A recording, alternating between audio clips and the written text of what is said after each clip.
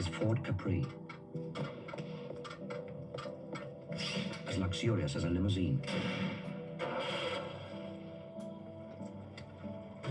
Powerful as a sports car.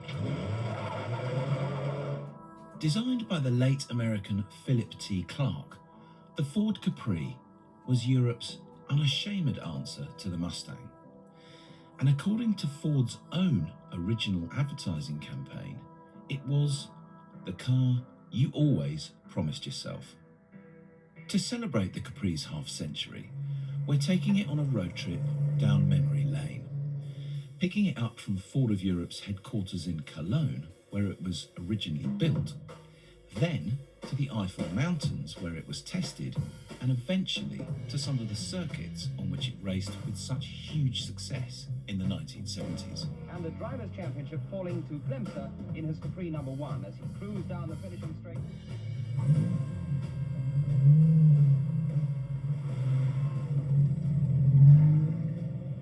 And the Capri I'm going to be driving to celebrate its 50th anniversary, well, it's a very special one indeed. Super rare one too. It's an RS2600, the car that formed the basis of all those really famous, really successful racing Capris. And I have to say, I am thoroughly excited about the prospect of taking this car on a proper road trip to celebrate that anniversary. But before we go anywhere near the Eiffel Mountains or Spa or Zandvoort, well, I'm just going to take it for a little tootle in downtown Cologne, the spiritual home of the Capri.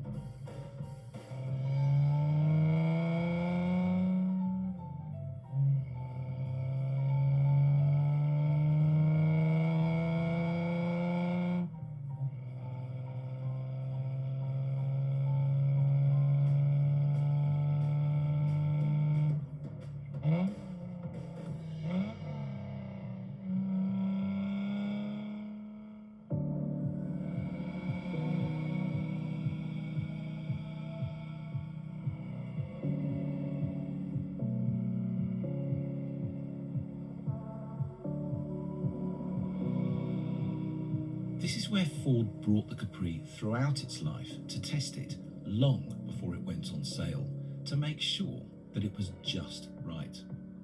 There were many other test locations, of course, but the Eiffel Mountains and the Nürburgring itself, which nestles within them, well, these were probably the new Capri's biggest challenge.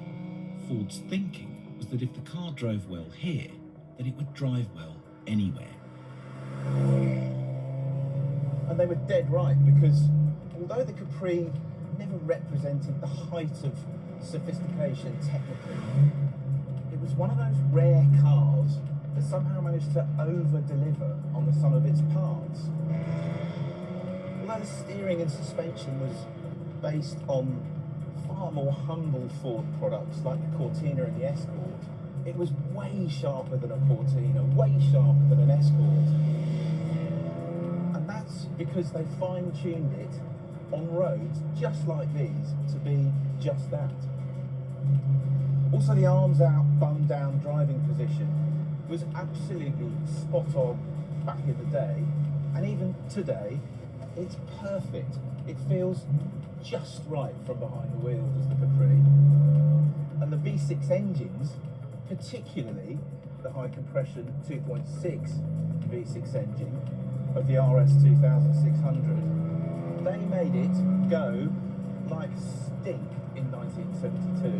And I tell you what, even in 2019, the RS2600 still feels properly rapid.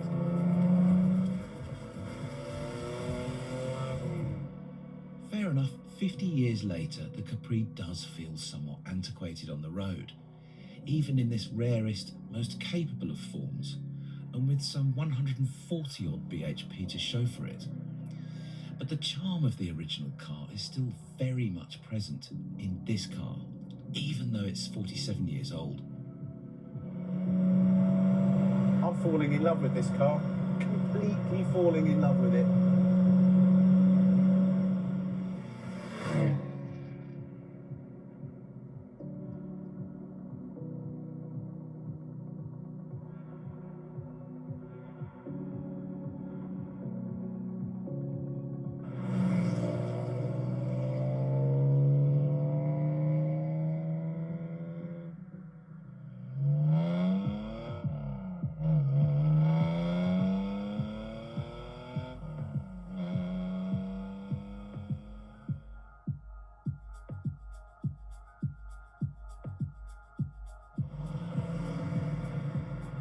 The RS2600 Capris had arguably their greatest racing success at the Spa 24 Hours, which they won outright twice on the trot in 1971 and 1972, much to the dismay of the works cars from Alfa and BMW.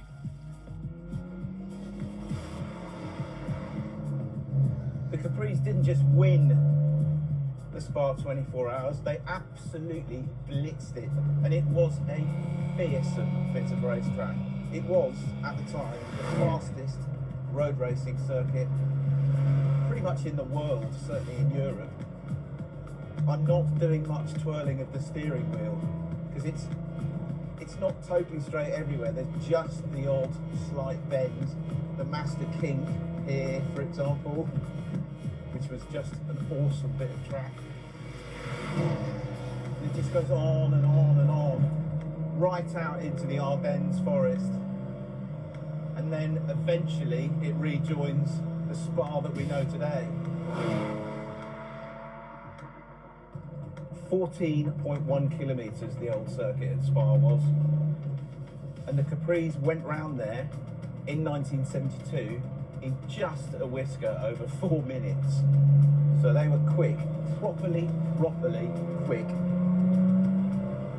So after Spa, we pointed our Capri's long bonnet and its distinctive quartet of round headlights towards the coast of Holland and towards the amazing circuit of Zandvoort specifically.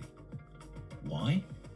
Well, because on the 11th of August 1974, the Capri won one of its very last big European Touring Car Championship races there, with Jochen Mass and Ralf Stommelen fending off the competition from Porsche, Alfa and BMW in a car that by then was probably a bit beyond its best. So it seemed like a fitting place to go to and to drive at, and eventually to say goodbye to our 50-year-old friend. But not before I had a few laps in the old girl around this frankly brilliant old circuit at Zandvoort, just to push it a bit harder than you ever could do on the road. I mean, I'm not talking about dynamic perfection here, not by any stretch of the imagination, but you cannot help but smile when you ever go in this thing on a track like this. I'm going to miss this old car when we finish this shoot and put it away. I really am. But maybe just one more lap.